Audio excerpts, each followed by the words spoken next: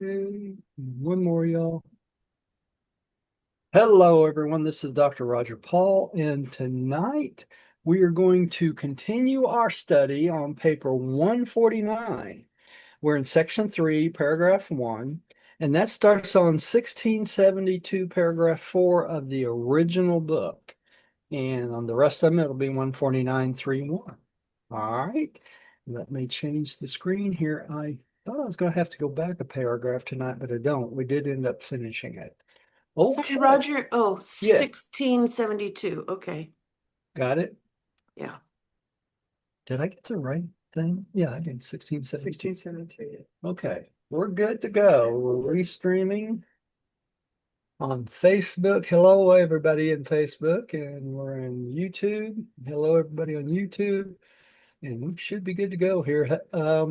So we'll see how we do tonight. But we got that little short video I put out yesterday of myself and one other person, artificial person. Um, that got quite a few views. Went right after it started. I didn't check it later in the day, but I got quite a few Wow. views. And we're getting quite a few views on our shorts, y'all, several hundred on the shorts. So Wow.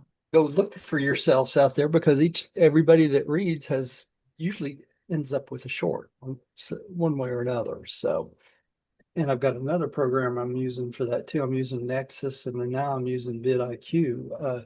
And I made some shorts out of the video I made today out of vidIQ, which came out pretty good. So I'm going to post those tomorrow. So we got two new videos. One new video coming out tomorrow, and then our meeting will be out.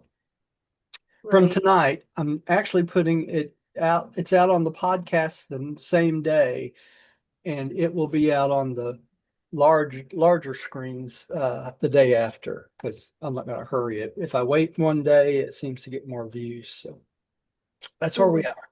Okay, so let's get started here. I'll start out reading tonight, I guess. Hostilities of the religious leaders, notwithstanding the favorable recognition of Jesus and his teachings by the common people, the religious leaders at Jerusalem became increasingly alarmed and antagonistic. The Pharisees had formulated a system and dogmatic theology. Jesus was a teacher who taught as the occasion served. He was not a systematic teacher. Jesus taught not so much from the law of life by as from life by parables. And when he employed a parable for illustrating his message, he designed to utilize just one feature of the story for that purpose. Many wrong ideas concerning the teachings of Jesus may be secured by attempting to make allegories out of his parables. And can someone explain to me what that is? What's An that? allegory. Yes. Like a It's story? breaking something down into smaller pieces. A story about every particular. Everything you're particular. Okay. What were you going to say, Pam? Allegory is a story, so that's all that I've got. Oh, okay. So we're both on the same page there then. Okay, sometimes people try to overanalyze the stories of Jesus, basically, right? The parable. And yeah, and when they do that, they put their own meanings in that, which I do a lot when we're going through the book. But they put their own meanings in there, and sometimes it's not necessary. You know, what Jesus says. And, if I have a tendency to do that sometime y'all don't agree with it, stop me. Stop me, somebody, stop me. All right. Right. All right. So that's the situation we have. So we have a lot of hostile religious leaders running around behind Jesus and trying to oust him, right? Because they don't like the fact that he's teaching. And he's not teaching the way they teach, right? And probably a lot of people that watch our videos don't like the way I teach either because I am not your typical teacher. I try to just kind of explain things as simply as I can, and I don't claim to be an expert on any of it, right? It's just the experience I've had reading it so many times. So, Well, uh, Jesus was teaching that our God is our Heavenly Father Yes. of the individual, whereas uh, the Jewish religious leaders taught, no, Yahweh is the God of our nation. Yes, and that's a big difference, isn't it? I mean, Yeah, it's difference between a personal God and a God of the whole entire nation or the race, as we can say. And let me mention something else while I'm talking about. I was talking to my wife about this. I have such a habit of speed reading. You know, when I was in medical school and all that, I had to do it. You know, we had to read volumes and volumes of stuff. So it's hard for me to slow down enough to read. I skip over things and that sort of thing when I read aloud. And I told her the other day, I said, I probably shouldn't be reading aloud at all because I'm 6 paragraphs ahead or 6 sentences ahead of what I'm actually saying. So so that's why sometimes it seems it's so cut up. And I wanted to mention that. And I know I do it all the time. So I just wanted to mention it says an allegory is a story that has a hidden moral or political message. The characters and plot often symbolize real life people, events, and ideas, but the comparison isn't explicitly stated. very good. Very good. I'm that's for glad you allegory. that's allegory, right? Mhm. Okay. I'm glad she looked that up. Clarification of that. Okay, Pam, would you take the next one? Sure. The religious leaders at Jerusalem were becoming well nigh frantic as a result of the recent conversion of young Abraham and by the desertion of the 3 spies who had been baptized by Peter and who were now out with the evangelists on the second preaching tour of Galilee.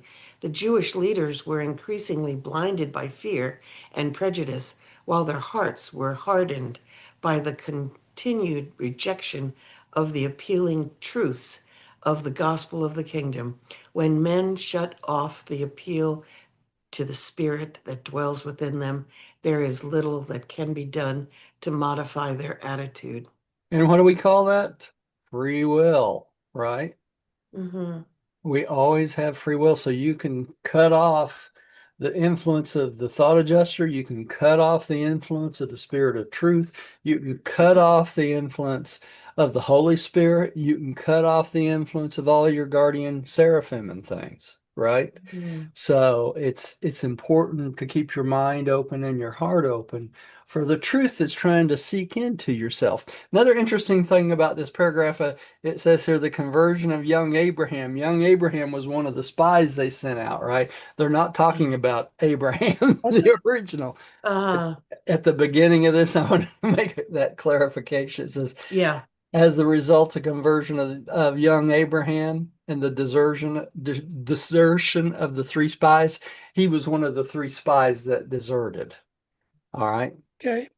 Bravo. Yeah, I didn't think so. Abraham was part of the Jerusalem religious leaders. Not Right. sure if he was in the Sanhedrin, but Well, he was part of uh, the spy group that was there. okay. That's I didn't catch that. yeah, he deserted them and just became a disciple of Jesus. So did not make them happy. Okay. By no means. Okay, dear, you're up. Let me mute here. When Jesus first met with the evangelist at the Bethsaida camp, and concluding his address, he said, "You should remember that in body and mind, emotionally men react individually. The only uniform thing about men is the indwelling spirit. Though divine spirits may vary somewhat in the nature and extent of their experience, they react uniformly to all spiritual appeals.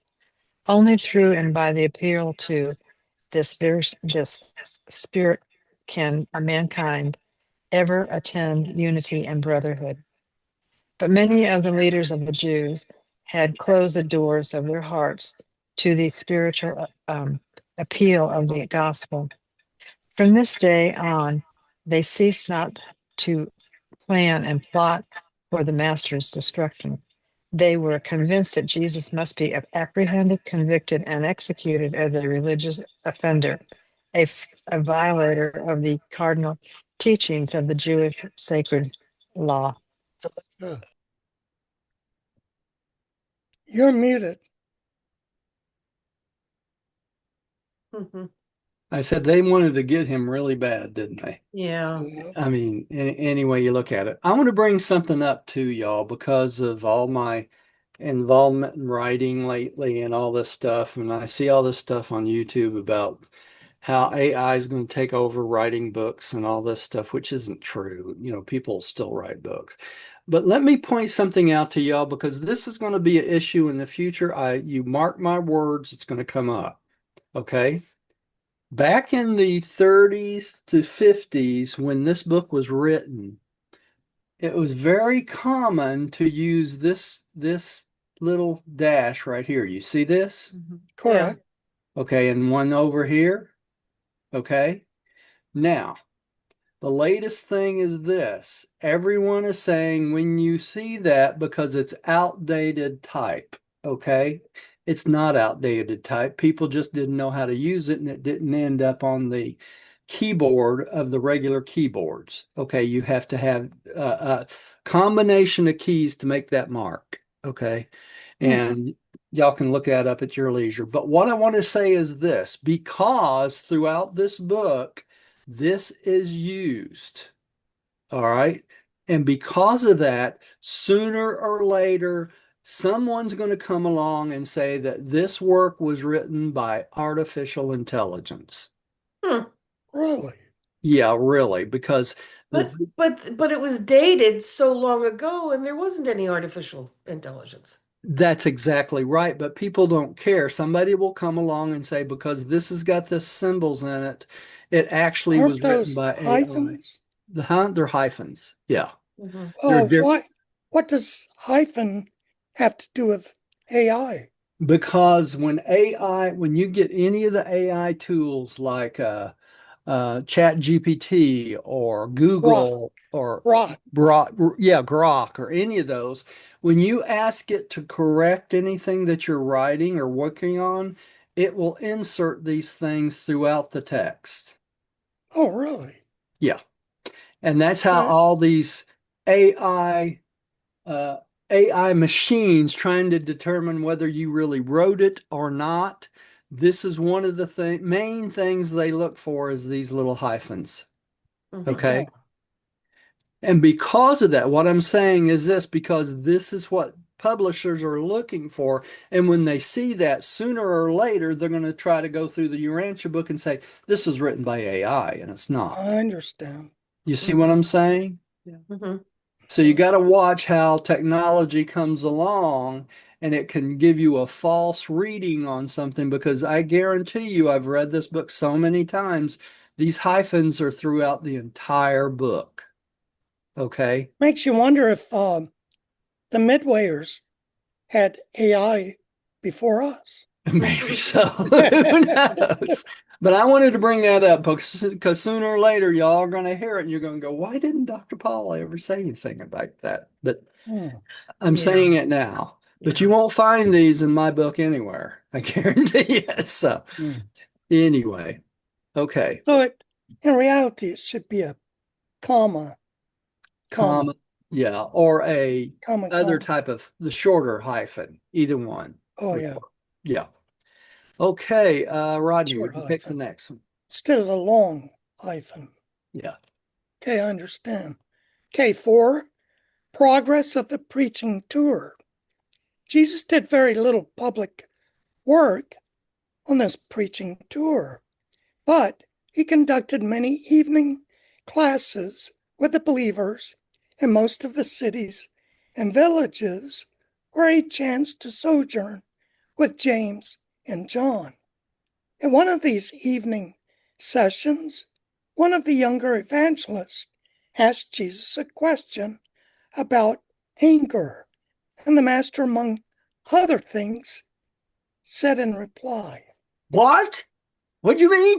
No, he didn't say that. and it's, look at that, there's a hyphen below Yeah, no, the, that's the thing to let you know that there's another little thing in the standard Urantia book that has been corrected about this. Oh. Okay. So if you click that little thing, you want me to click it so you can see what it is? Yeah. Well, Yeah. it's right there.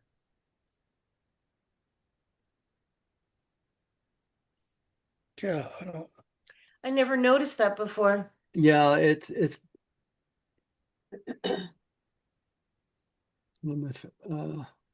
here we go. Let me share here. Stop the share. Share. All right, let's see if this is going to show up. There you go. You see that where it says preserving the inviolate, the text of the Urantia book. And this is off from the foundation website. Okay. And what this does is it gives you all the references for changes made in the book. Okay. And I wanted to show you all that. Mm-hmm. I'm going to stop the share and go back to the thing again.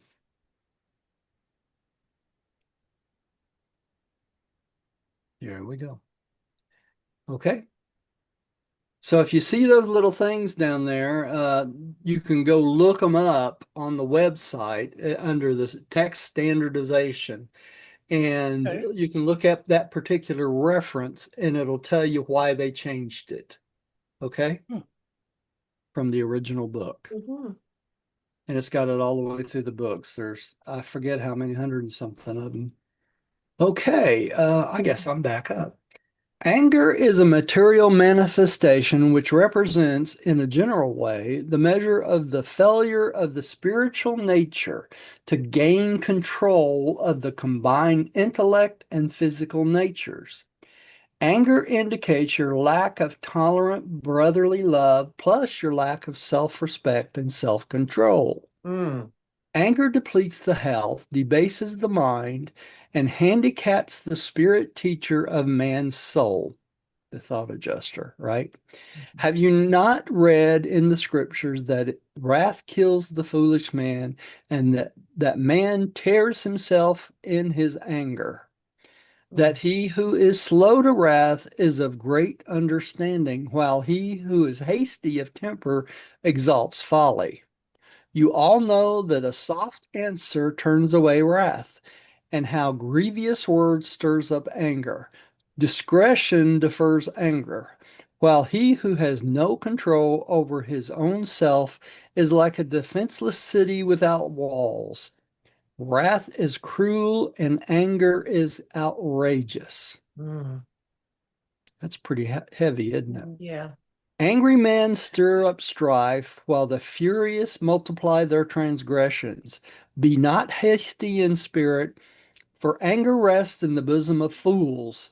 Before Jesus ceased speaking, he said further, let your hearts be so dominated by love that your spirit guide will have little trouble in delivering you from the tendency to give vent to those outbursts of animal anger, which are inconsistent with the status of divine sonship.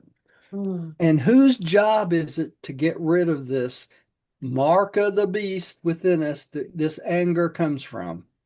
Thought adjuster. Us. The guardian seraphim, right? Oh, guardian seraphim. Yeah. I I think can't I hear need a you, new Rodney. one. Can Okay. everybody else hear Rodney? I'm not talking. You mean Gary, right? Uh-oh, I think I That cut was my own me. sound off here, y'all. Give me a second.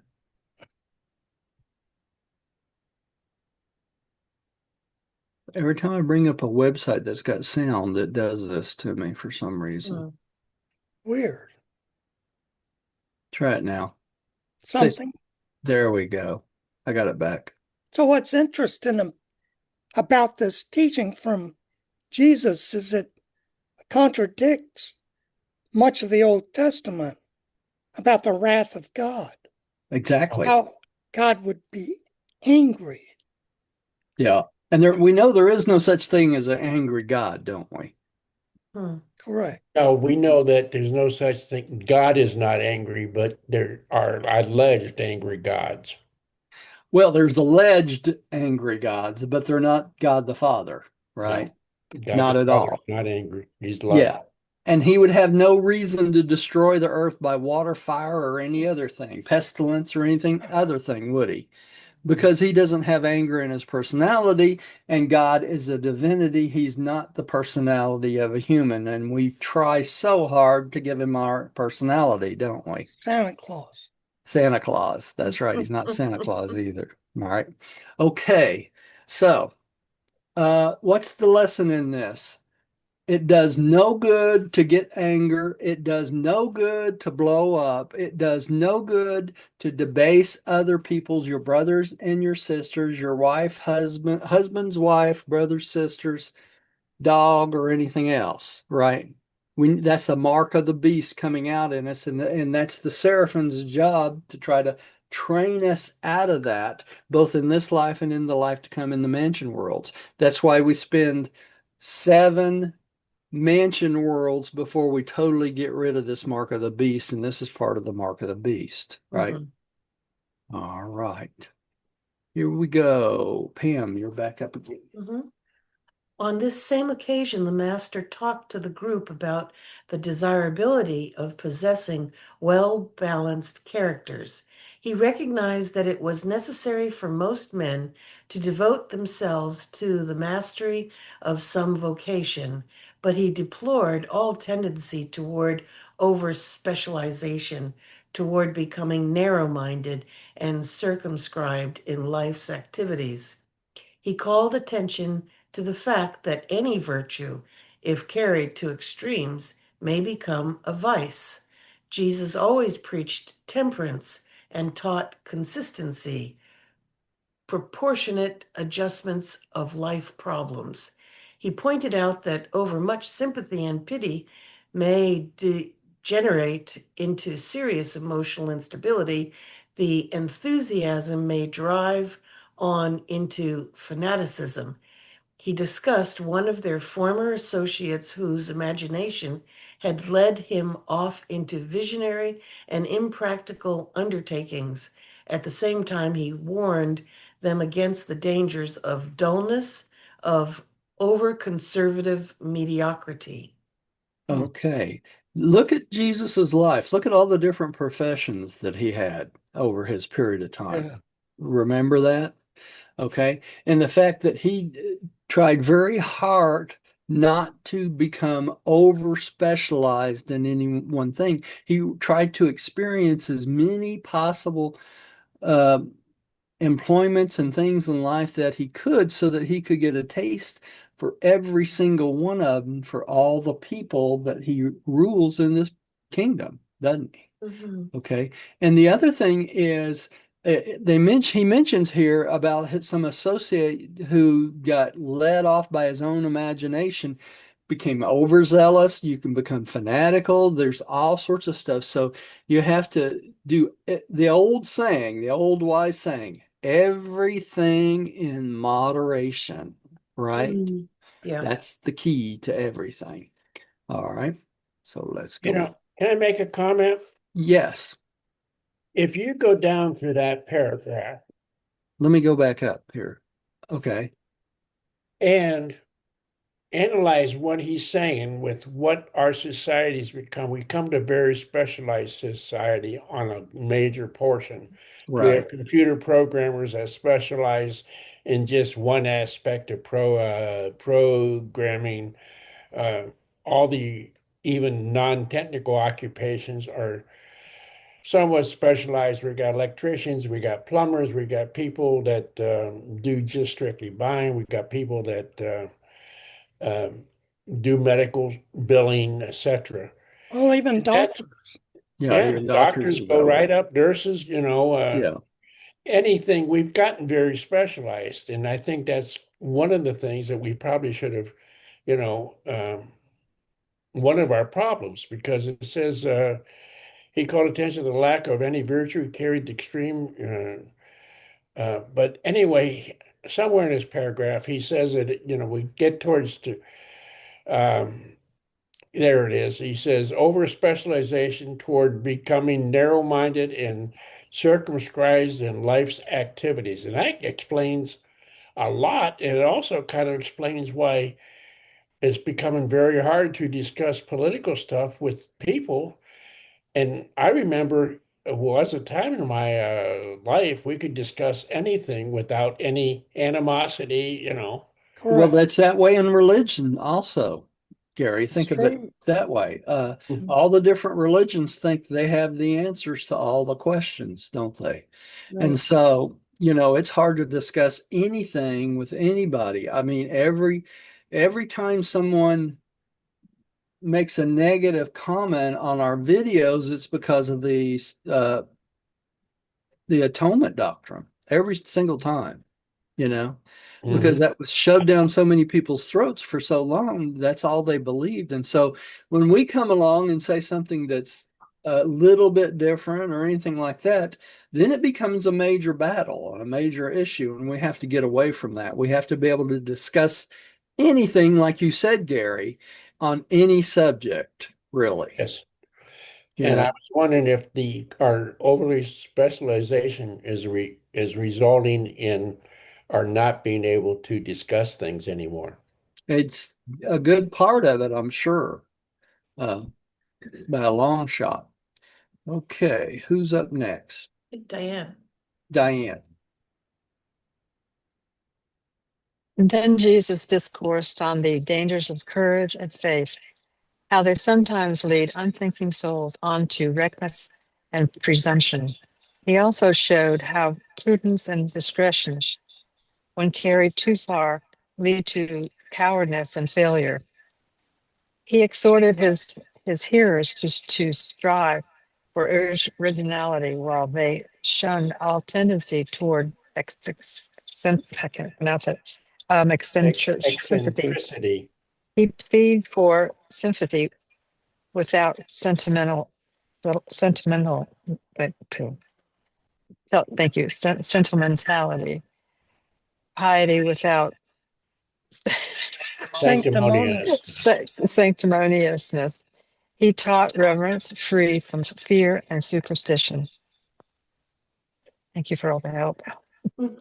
She's They're she's gonna long swear I words. planned all that. Yeah. What were you gonna say, Rodney? They're long words. Yes, they are. All right. Let's see, Rodney. I think you're next. Okay. Um, you need to change the slide. I just did. Oh, I thought I had. Okay. Okay. It was not so much what Jesus taught about the balanced character that impressed his associates as the fact that his own life was such an eloquent exemplification of his teaching. He lived in the midst of stress and storm, but he never wavered. His enemies continually laid snares for him, but they never entrapped him. The wise and learned endeavored to trip him, but he did not stumble. They sought to embroil him in debate, but his answers were always enlightening, dignified, and final. When he was interrupted in his discourses with multitudinous questions, his answers were always significant and conclusive. Never did he resort to ignoble tactics in meeting the continuous pressure of his enemies, who did not to employ every sort of false, unfair, and unrighteous mode of attack upon him. Isn't that a good outline to learn Yeah. how to deal with people? I Hmm. mean, you think about it. Well, You and you The know? have to have last, uh, self-control. Yeah. the Yeah. last sentence reminds me of the Democrats against Trump. Yeah, yeah, it is. It's a perfect example. Use every sort of false, unfair, and unrighteous mode of attack upon him. And that's on anybody disagrees on, right? They disagree with you, they go to the lowest level of attack to try to get you because, nobody has any self-control anymore, it seems. All right. Gary, would you take the next one, please? Thank you. While it is true that many men and women must Assiduously. Assiduously. assiduously apply themselves to some definite pursuit as a livelihood vocation, it is nevertheless wholly desirable that human beings should cultivate a wide range of cultural familiarities with life as it is lived on earth. Truly educated people are not satisfied with remaining in ignorance of the lives and teachings of their fellows. Doings. I That's like why it's that. good to travel. Yeah. I like that because it says truly educated people are not satisfied with remaining in ignorance of the lives and doings of their fellows. I have a curiosity, so that makes me intelligent, I guess. Yeah, and you're not going through life with blinders on. You want to see everything, the whole picture all the time. And that's a good thing, right? All right. Enough of my Next. bragging. Okay. That's all right. 5, lesson regarding contentment. When Jesus was visiting the group of evangelists working under the supervision of Simon Zelotes, during their evening conference, Simon asked the master, why are some persons so much more happy and contented than others? Is contentment a matter of religious experience? Among other things, Jesus said in answer to Simon's questions. Okay, Pam.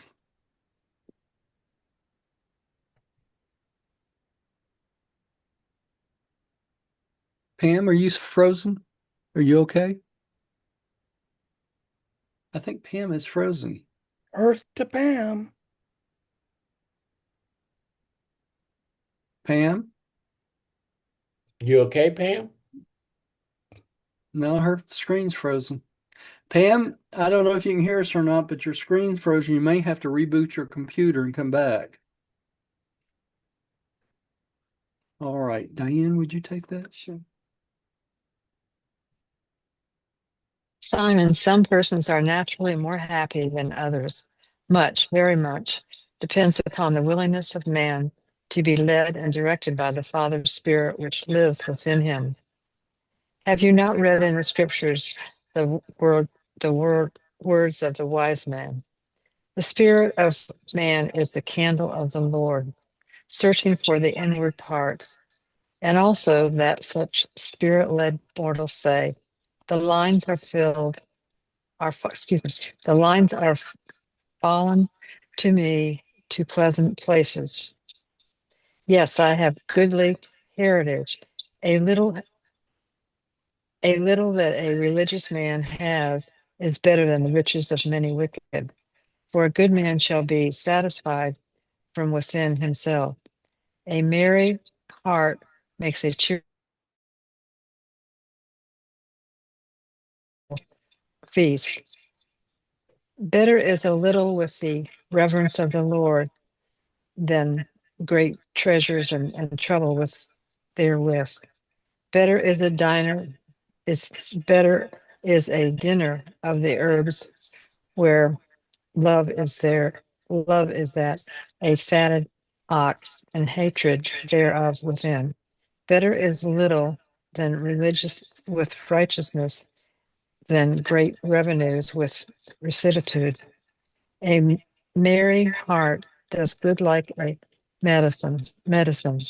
Better is a handful with composure than a superabundance with sorrow and vexation of spirit. That's right. A lot there, isn't there, y'all? All Roger, right. my Zoom froze on me.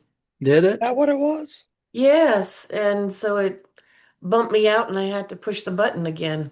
Yeah, well, when I opened my Windows-based computer tonight, it upgraded, so it may be something Hmm. to do with that. Hmm. But this reminds me, in Alaska, way back many years ago, this old Catholic priest who had retired and he had long hair, but he invited me over and we had a he was poor. Mhm. So I shared beans with him. And he looked at me and said, I'd rather share beans with a friend than eat steak alone. And it Mm-hmm. always stuck with me. Yeah. Uh-huh. Yeah. It's always better to share things with other people, Mm. right? When you're Much alone more value. when you're alone all the time, there's not much worse than sitting and eating by yourself. Yeah, There Mm-hmm. tell me about really it. is, right? All Mm-hmm. right, so there's a lot of lessons in this paragraph, and I'm not going to go into great detail because I get long-winded on most stuff anyway. So let's go on to the next one. Um, let's see if I can figure out a way to keep this straight. I'm just going to go on to Rodney. I'm going to come back to you, Pam. Rodney, Okay. would you take this one? Okay. Much of man's sorrow is born of the disappointment of his ambitions and the wounding of his pride. Although men owe a duty to themselves to make the best of their lives on earth, having thus sincerely exerted themselves, they should cheerfully accept their lot and exercise ingenuity in making the most of that which has fallen to their hands. All too many of man's troubles take origin in the fierce soil of his own natural heart. Quote, the wicked flee when no man pursues. The wicked are like the troubled sea, for it cannot rest, but its waters cast up mire and dirt. There is no peace, says God, for the wicked.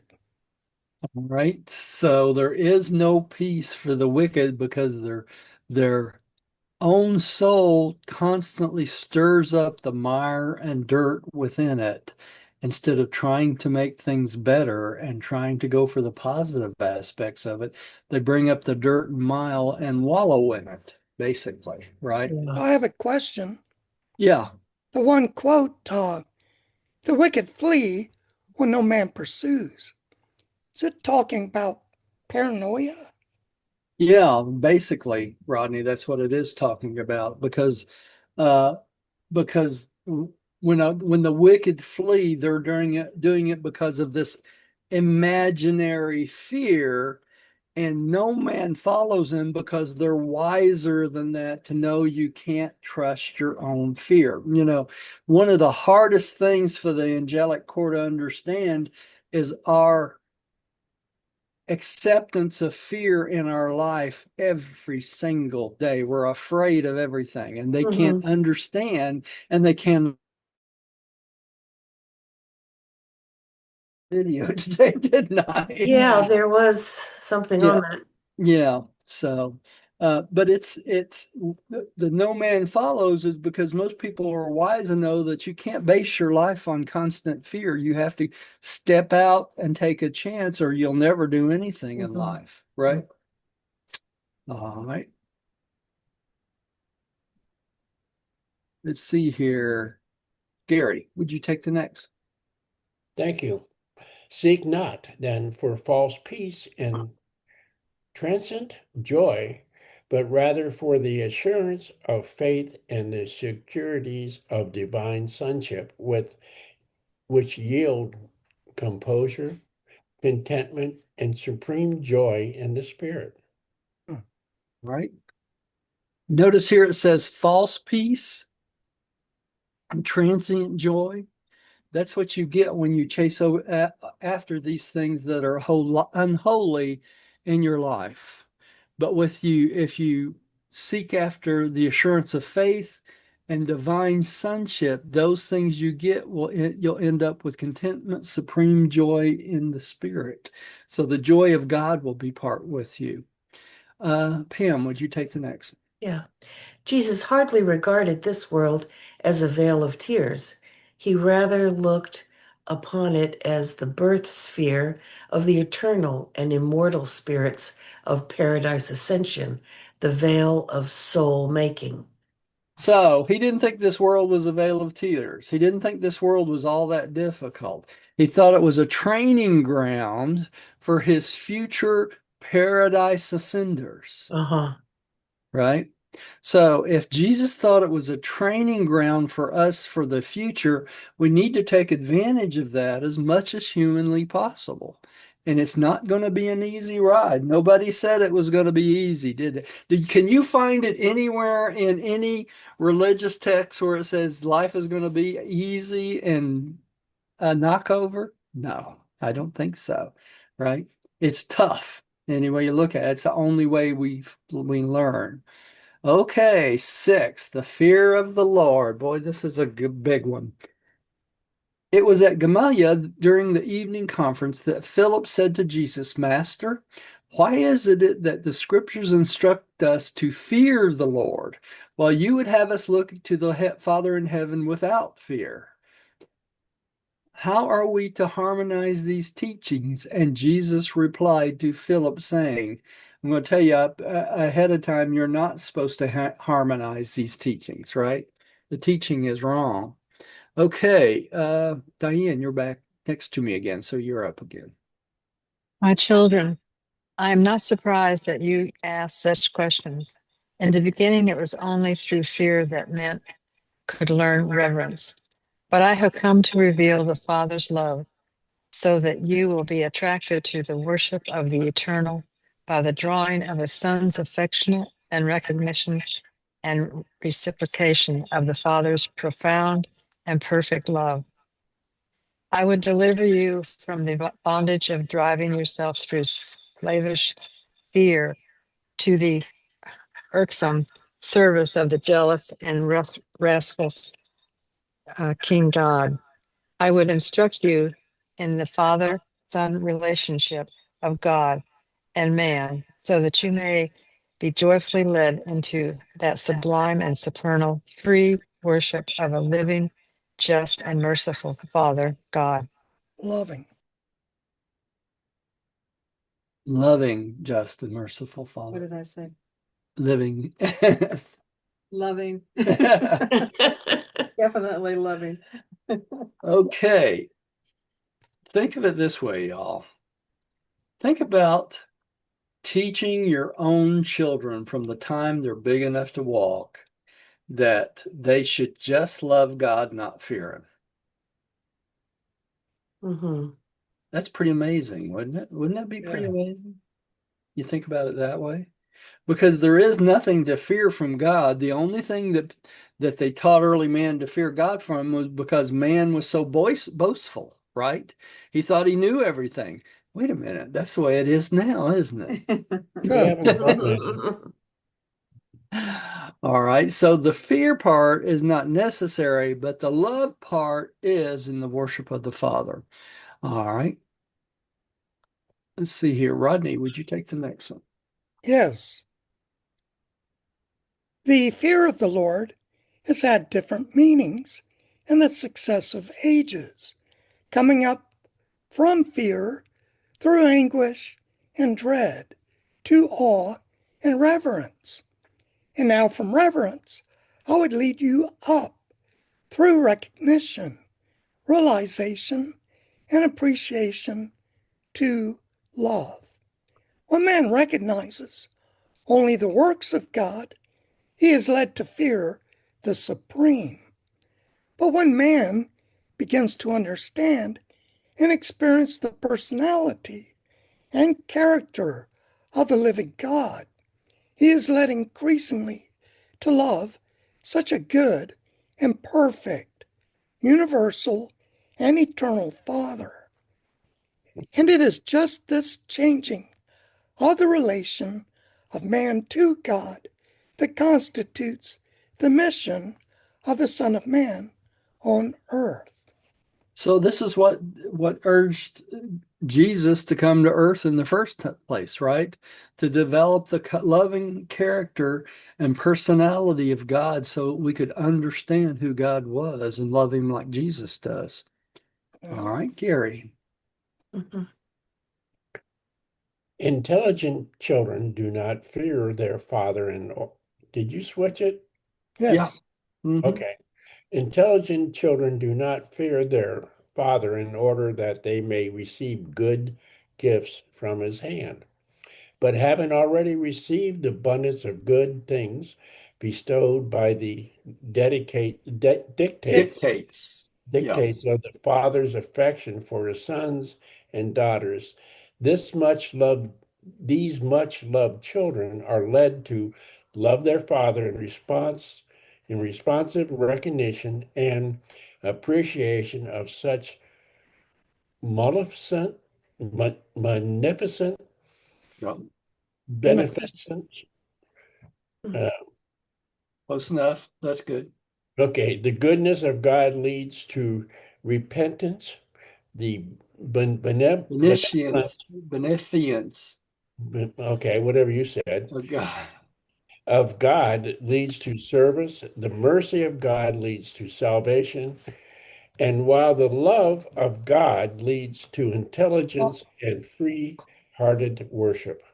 what does beneficence means? Means the I can't benefits. even say it. The That's what I thought. benefits, yeah, the miraculous benefits of being a son of God. Okay. Let me say something here for fathers, okay, because it's appropriate right at this point. Imagine if you bring your children up under love, uh, in a situation where everything you do with your children is based on the goodness of you, the goodness of your children, and the love in your life. So when your children gets 18, 19, 20 years old, you know what your children are going to do? They're going to love you. They're going to love you just like they did when they were a child. But they won't get to the point where someday in their future they're going to hate your guts. Okay? Correct. That's the big difference. And that's what they're talking about here. Those who have grown up in good things naturally love their father. And basically, what Jesus is teaching us is this: because of all the wonderful blessings God has prepared for us from this earth all the way up to the paradise ascension plan, just because of that preparation for us, we should love God beyond any imaginable point. Okay? Correct. That's exactly what this is about. Okay? And it should be a natural love that emerges from us, from the benefits we have received not only in this life but in the life to come from God the Father himself, because he's led us all the way through it. Okay? So, Mm-hmm. all right. Pam, would you take the next one? Yeah. Your forebears feared God because he was mighty and mysterious. You shall adore him because he is magnificent in love, plenteous in mercy, and glorious in truth.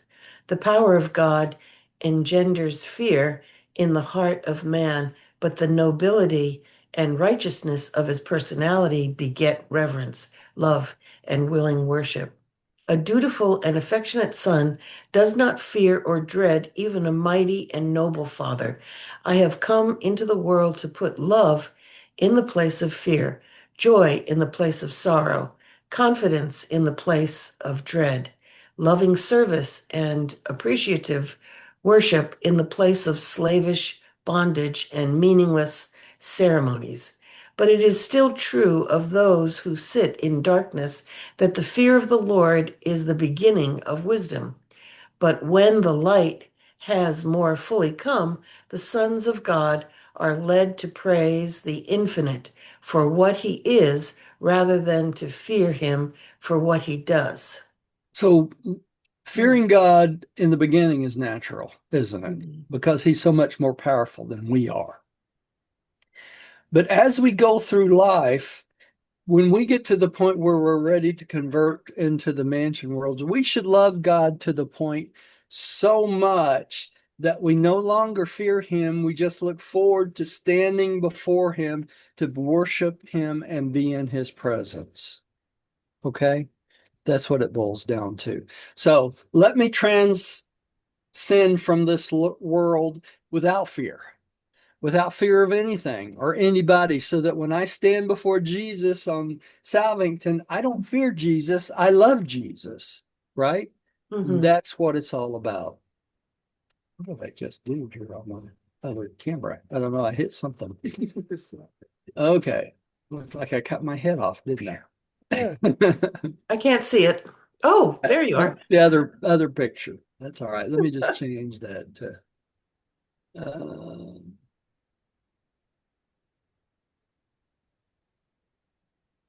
I don't know what I did. Doesn't matter.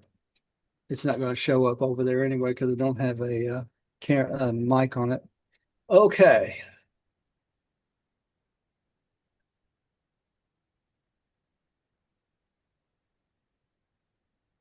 Did we just read this one, y'all?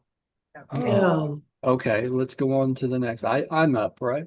Yes. When children are young and unthinking, they must necessarily be admonished to honor their parents.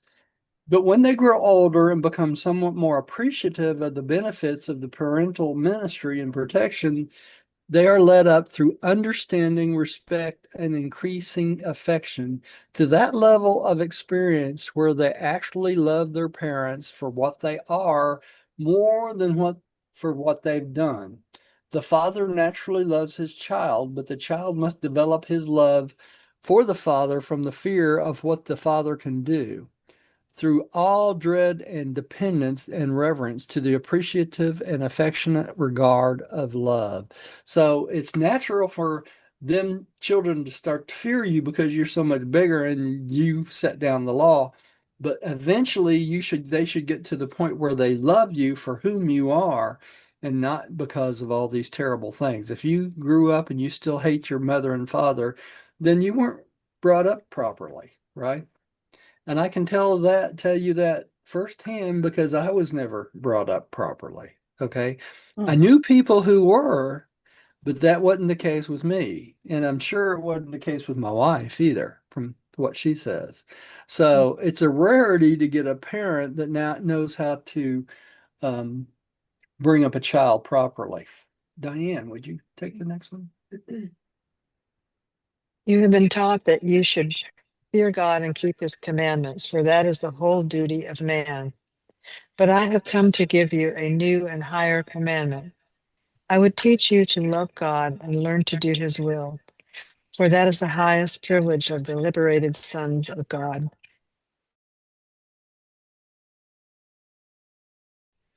The Almighty King, I teach you love God, the all-merciful Father. The all merciful Father, right? Mhm. Rodney, would you take the next one? The kingdom of heaven, which I have come to declare, there is no high and mighty king. This kingdom is a divine family, the universally recognized and unreservedly worshipped center and head of this far-flung brotherhood of intelligent beings is my Father and your Father. I am his son, and you are also his sons. Therefore, it is eternally true that you and I are brethren in the heavenly estate, and all the more so since we have become brethren in the flesh of the earthly life. Cease then to fear God as a king or serve him as a master. Learn to reverence him as the creator. Honor him as the father of your spirit youth. Love him as a merciful defender, and ultimately worship him as the loving and all-wise Father of your more mature spiritual realization and appreciation. Why did he say here the merciful defender too? Because it's God the Father that you fuse with. It's God the Father gives you eternal life. Mhm. Okay. When you fuse with that adjuster, you become a real son or daughter of God. And in that sense, God has defended your animalistic nature all the way up through the mansion worlds and to the point where you fuse. Okay. So he is the defender of your soul, if you think about it. Okay. And I wanted to bring that up on that one. All right. Gary, you still out there? Yes, I am. Okay. Out of your wrong concepts Turn of, your camera on, Gary, because this might be a short. well, here's Okay. the deal. I was eating and I don't have enough for everybody. That's okay.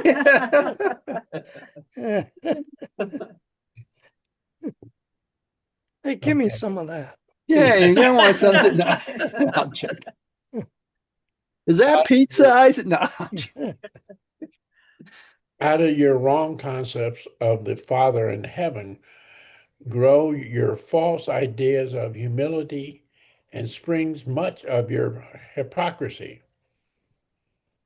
A man may be a worm of the dust by nature and origin, but when he becomes indwelled by my Father's Spirit, that man becomes divine in his destiny. The bestowal spirit of my Father will surely return to the divine source and universe level of origin, and the human soul of mortal man, which shall have become the reborn child of this indwelling spirit, shall certainly ascend to with the divine spirit to the very presence of the eternal Father. Since it comes from the Father, it goes back to the Father, doesn't it? So when you fuse with that adjuster, it already knows how to get back to the Father, Mhm. right? Okay. We Even got, if you tap out, like commit suicide or somewhere along the way, that spirit goes back to the Father. that's right. That's right. And we are out of time, y'all. Let's see. For real? Yeah, we got two more here. We only have like 5 paragraphs here to finish up. Do y'all want to stay after and do it? Yeah, Yeah. let's go quickly. I'm Okay. enjoying it. All right. Who's next? Pam? I am, yeah. All right. Humility indeed becomes mortal man who receives all these gifts from the Father in heaven, albeit there is a divine dignity attached to all such faith candidates for the eternal ascent of the heavenly kingdom. Notice here it says faith candidates. Yes. Yeah. It's by faith we are saved. Okay, go ahead, The Pam. meaningless and menial practices of an ostentatious and false humility are incompatible with the appreciation of the source of your salvation and the recognition of the destiny of your spirit-born souls. Humility before God is altogether appropriate in the depths of your hearts. Meekness before men is commendable, but the hypocrisy of self-conscious and attention-craving humility is childish and unworthy of the enlightened sons of the kingdom. So you don't have to pretend, right? All right.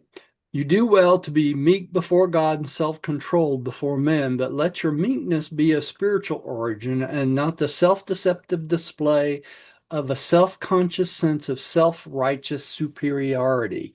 Amen. The prophet spoke advisedly when he said, walk humbly with God. For while the Father in heaven is the infinite, the eternal, he also dwells with him With him. who is of contrite mind and humble spirit. The Father disdains pride, loves hypocrisy, and abhors iniquity. And it was to emphasize the value of sincerity and perfect trust in the loving support and faithful guidance of the Heavenly Father that I have so often referred to the little children as illustrative of the multitude of mind and responsive spirit which are so essential to entrance of mortal man who into the spirit realities of the kingdom of heaven. That makes us all little children. That's why he Mm. says, that's why he talks about little children so much. All right, Diane. Well did the prophet Jeremiah describe many mortals when he said, you are near God in the mouth, but far from him in the heart. And have you not also read the direful warning of the prophet who said, the priests bear teach for hire, and the prophets thereof divine for money. At the same time, they profess piety and proclaim that the Lord is with them. Have you not been well warned against those who speak peace to their neighbors when when mischief is in their hearts? Those who flatter with the lips and while the heart is given to double dealing. Of all the sorrows of a trusting man, none are so terrible as to be wounded in the house of a trusted friend. It's true. There's a bunch of preachers that need to read that, don't they? Mm-hmm. Okay, Rodney, return to Yes. Bethsaida. 7. Returning to Bethsaida. Andrew, in consultation with Simon Peter and with the approval of Jesus, had instructed David at Bethsaida to dispatch messengers to the various preaching groups with instructions to terminate the tour and return to Bethsaida sometime on Thursday, December 30th. By supper time on that rainy day, all of the apostolic party and the teaching evangelist had arrived at the Zebedee home. So the second preaching tour was about over. Gary, would you take the next one? The group remained together over the Sabbath day, being accommodated in the house of I can't say that right now, Bethsaida. Mhm. Bethsaida, and nearby Capernaum, after which the entire party was granted a 2 weeks recess to go home to their families, visit their friends, and go fishing. The 2 or 3 days they were together in Bethsaida were indeed exhilarating and inspiring. Even the older teachers were edified by the young preachers as they narrated their experiences. Pam, would you take the last one, please? Yeah. Of the 117 evangelists who participated in the second preaching tour of Galilee, only about 75 survived the test of actual experience and were on hand to be assigned to service at the end of the 2 weeks recess. Jesus, with Andrew, Peter, James, and John, remained at the Zebedee home and spent much time in conference regarding the welfare and extension of the kingdom. Okay, so 75 out of the 117 actually made it through the test, right? No, about All 75. right. That's what Rodney was talking about earlier. Whatever that means. About 75. Who's up for the share? You Or are. prayer Oh, of acceptance. Oops, you I are. got the wrong one. Yeah, hang on.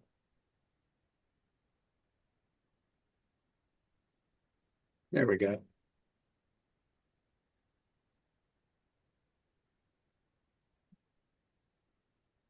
I'll read it.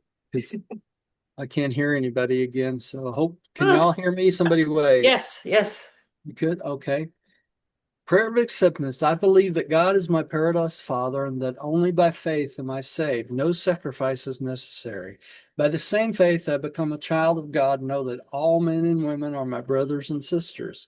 We know the Son of God, the sovereign of our universe of Nebanon, is Christ Michael, Jesus of Nazareth.